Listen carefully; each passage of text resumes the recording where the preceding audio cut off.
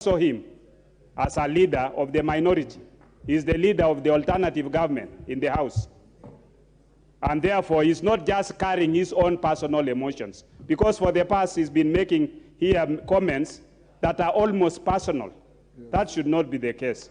So, Honorable Speaker, those are my observations, and I think we need to learn from each other and respect each side of the House. Thank you.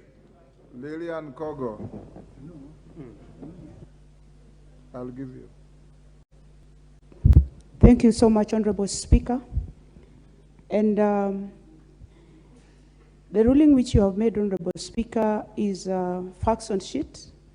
You've talked about wordings that are on the standing orders that guide this House. So it implores all of us to listen. And as has already been said by those who have spoken ahead of me, Honorable Speaker, this should be a house of order and respect, honor, dignity, an august house.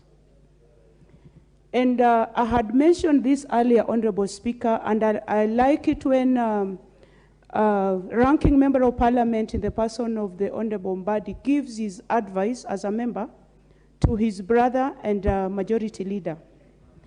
But I also wonder, Honorable Speaker, because more often than not, I realize that the majority speaker has the space to speak whatever time he wishes and on whatever matter and for whatever length of time. But it is sad, Honorable Speaker, that the majority leader speaks on anything and everything. Scarcity creates value. How I wish that on certain matters, the Honorable Ichung'wah would go without mentioning names of members as the majority leader.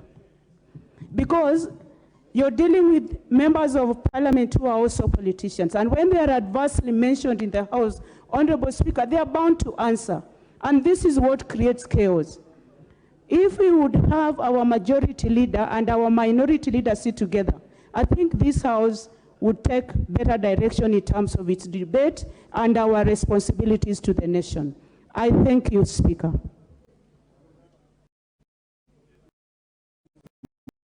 Morogara.